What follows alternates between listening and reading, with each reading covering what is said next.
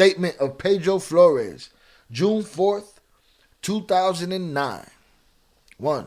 Introduction. My name is Pedro Flores. I've testified before this grand jury on a number of occasions.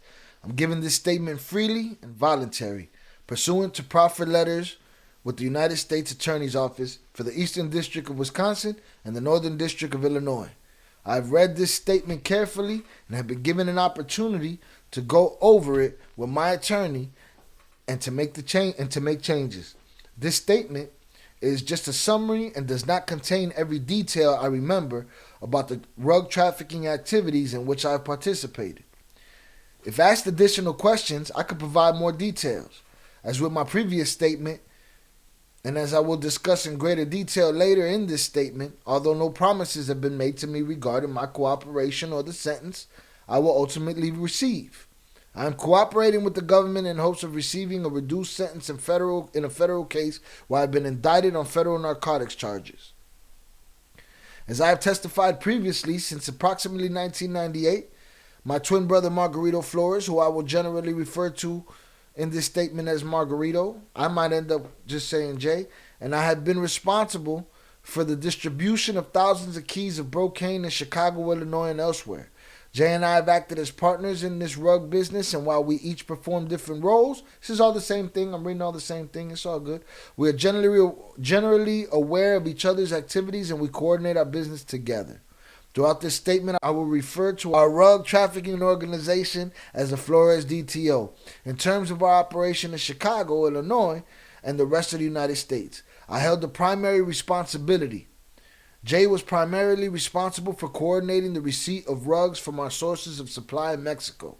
This statement will talk about our rug trafficking in general, but will focus primarily on our interactions with two of our primary sources of supply, Joaquin Guzman Loera, who I know as El Chapo or Chapo Guzman, and members of his organization, and Ismael Zambada Garcia, who I know as El Mayo or Mayo Zambada, and members of his organization. A historical summary of narcotics trafficking. In approximately 1998, Jay and I started distributing brocaine in Chicago. By approximately 1999, Margarito and I had expanded our business and were selling wholesale quantities of brocaine to a large customer base throughout Chicago. From approximately 2000 through 2008, we steadily increased the volume of our business, which I will describe later in detail.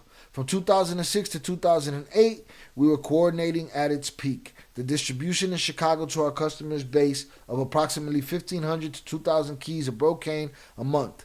From approximately 2000 to 2007, our Mexican sources of supply primarily delivered brocaine to us in Chicago. Beginning in approximately late 2006, we expanded our business and began also receiving brocaine in Mexico and Los Angeles.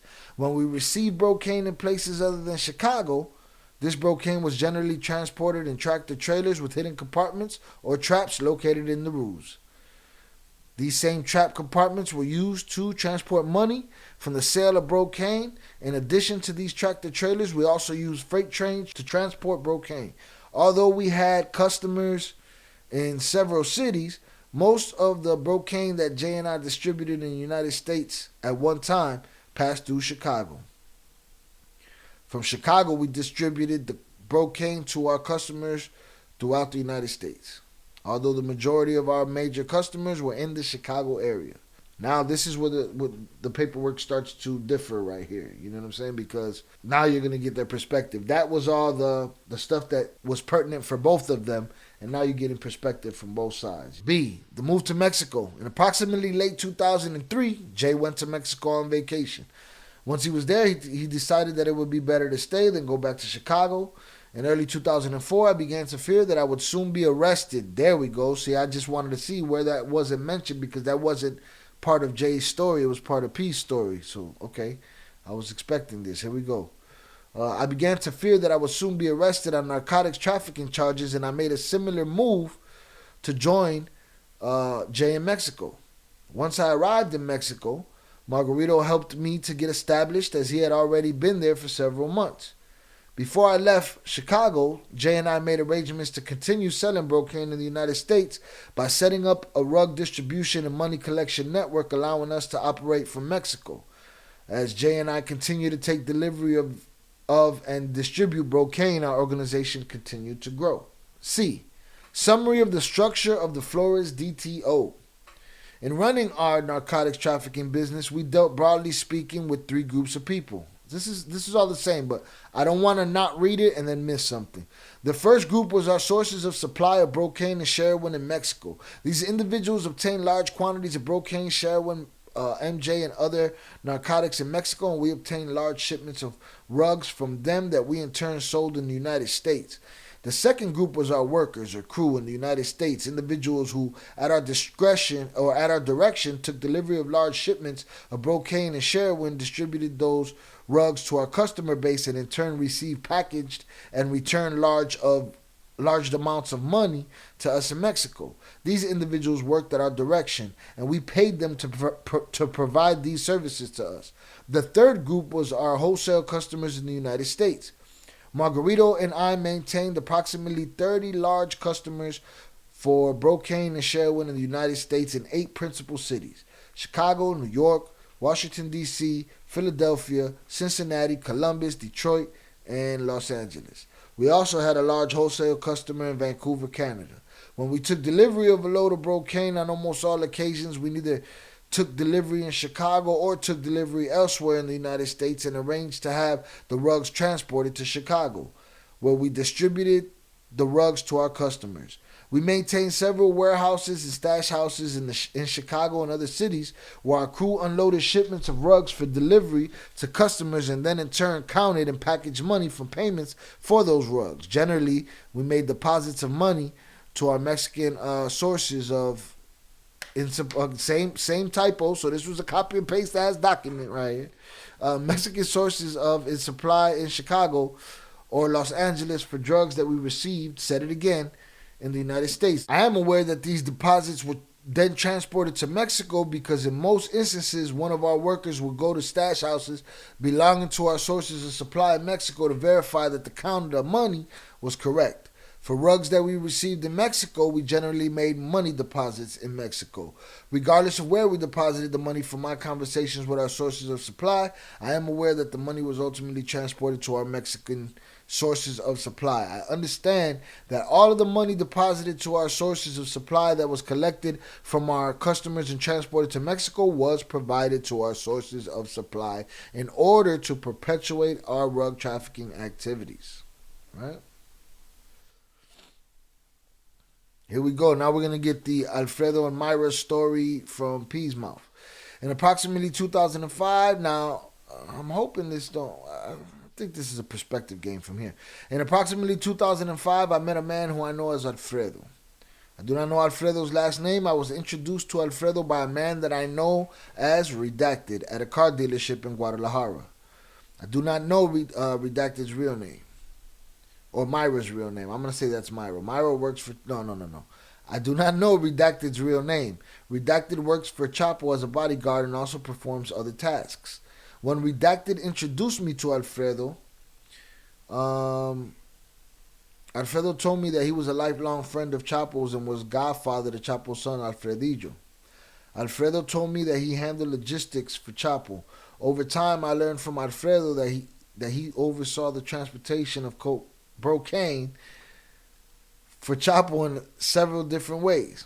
On behalf of Chapo, Alfredo organized the transportation of Brocane from Colombia to Mexico in airplanes, was involved in the transportation of Brocane from Colombia to Mexico in some sort of submarines used to evade law enforcement and the military when moving Brocane across the open ocean, and facilitated the transportation of Brocane in rail cars. Shortly after I met Alfredo, I also met his wife Myra. I believe that Myra's last name is the same as Alfredo's, however I don't know what it is. I have been shown Exhibit 6, which is a photograph of them. We're about to get into this call right here.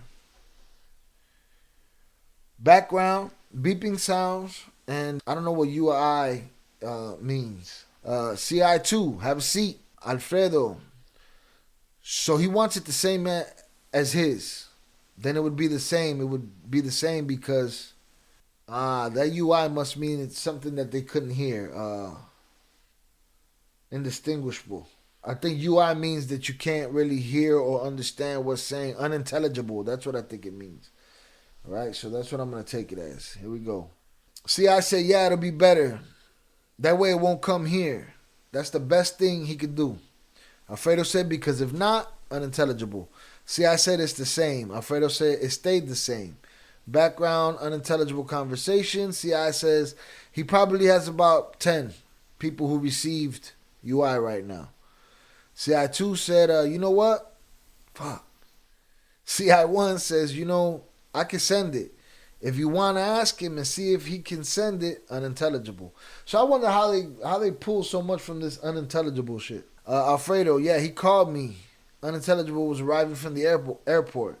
I told him UI call them and tell them UI with them. I was getting off the plane. I remember sometimes, I remember sometimes he calls when you're busy and he says quick. So they basically just shitting on somebody they're talking about.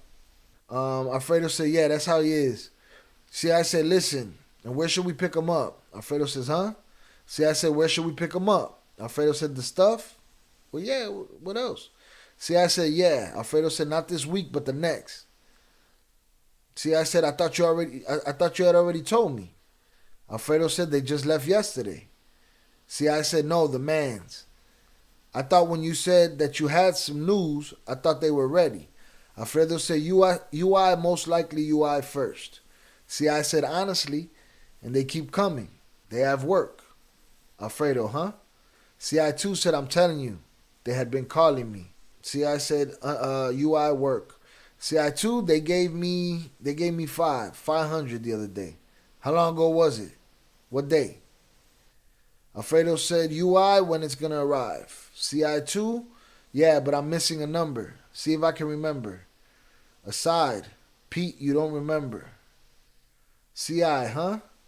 Alfredo, all I heard was he was going to give us a surprise. That's all I heard over a week ago. CI, he called. Right, man? Laughs, he called. He said, the surprise, come over here, all of you. Come over here, all of you. He said, like I told you, that he needed the number. We gave it to him, and he hasn't called.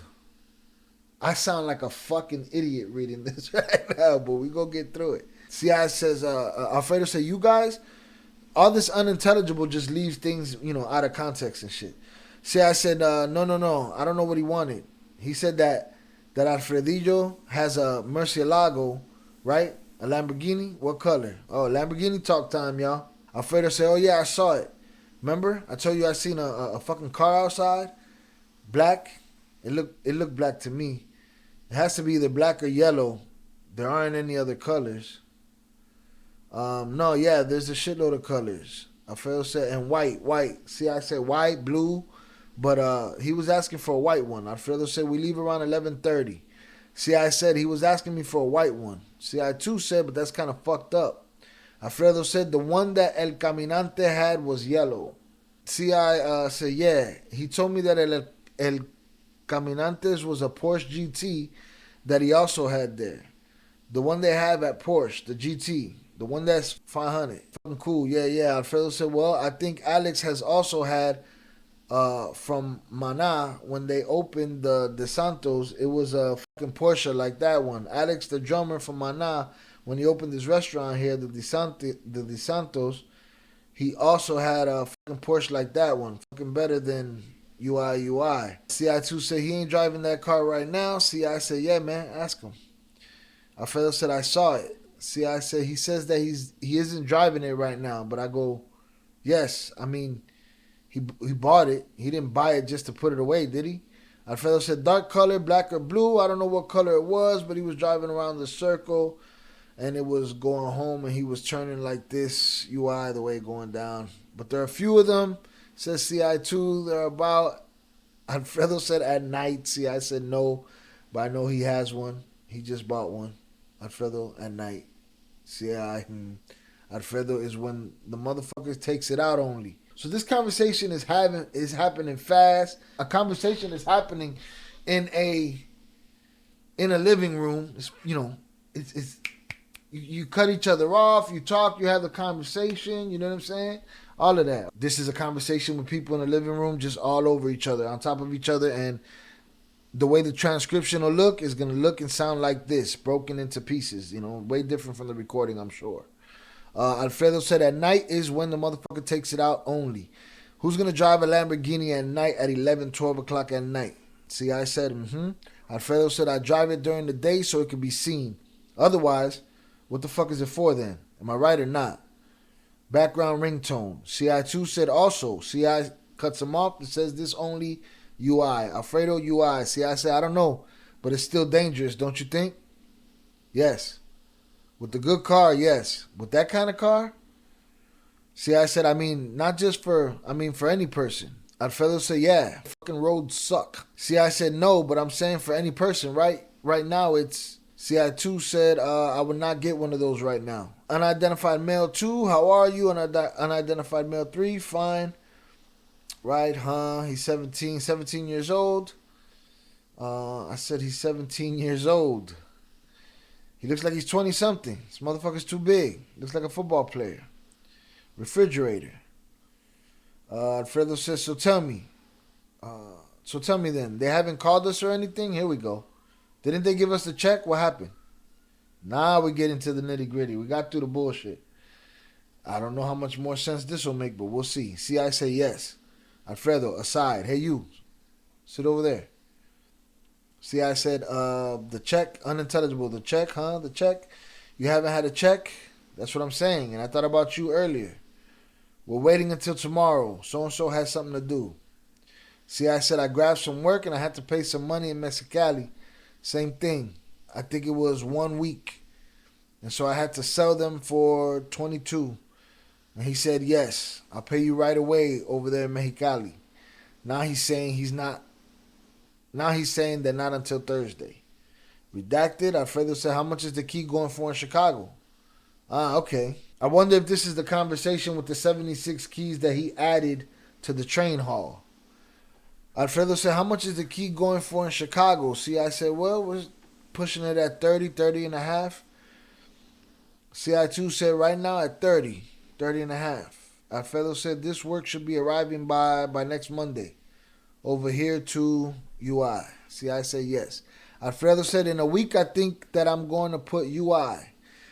Unknown Male 2 said if we're lucky. Alfredo said if we're lucky by Wednesday, once we are there before Friday, I sent 76. Do you want to buy them? See? So this is the 76. This is the 76 key conversation from the truck. See, I said, huh? Alfredo said 76 kilos. See, I said, oh shit, how much are you asking? Alfredo said, how much do you pay? To pay a lot of money. See, I said 25. CI2 said, shit, man. Unknown Male said, all lies. See, I said, nah, I hate that. CI2 said, what's your price? What do you want? Alfredo said, offer the best that you can pay. What do you want me to say? I mean, I don't have customers, and if not, they'll stay there. I'll fucking throw them away. I'm going to throw them away. Yeah, right. Yeah, that's bullshit. Not that it makes any more. It's word salad here. It's word salad here. It is what it is. But I want this man, my friend, to pick up work from this one, the money from this one, and then load it up and come here. I'm going to call him back. And when they don't pay you guys, do you have someone to send for collection? Or how do you guys do it? CI2 said, no. CI said, no, if they don't pay us, one day, they know. And we haven't had too much trouble. Alfredo says, so then who's responsible? I mean, right now, we haven't had any trouble, but before, that would always happen. Before they hide or they get lost, there's, for real, there's people who would arrive to the house and nothing. The house would be empty. Yeah, that's what I'm saying. And they would leave, said CI2. CI said, no, but you test them. I do test them. You test them little by little. 5, 10. So people who need the money want to keep going. CI2 says, since all who buy are around each of them, you understand what I mean? It's like over here, like a shitload of people know me. Where am I going to go if this is what I do? Alfredo, they're trying to make Alfredo understand that the work is safe with them. That ain't nobody gonna jerk them. See, and that they would be responsible for the shit. Well, they always make claims that they was responsible for the shit anyway. Welcome. Yo, bro. What's poppin'? So can you shed any light on what the fuck I've been jabbering about for the last 30 minutes? Because the way I'm reading it comes off as gibberish because that's the way it's all redacted and unintelligible. We got to the point where you guys were having the conversation about the 76 that he sprung on y'all. Oh, that he threw an extra 76 in there? Yeah. And now y'all are negotiating prices and Oh, yeah, yeah, yeah. it's a shit show. All right. All right. So look, well, he's basically saying that Diddy did it, bro. That Diddy was gay since the beginning.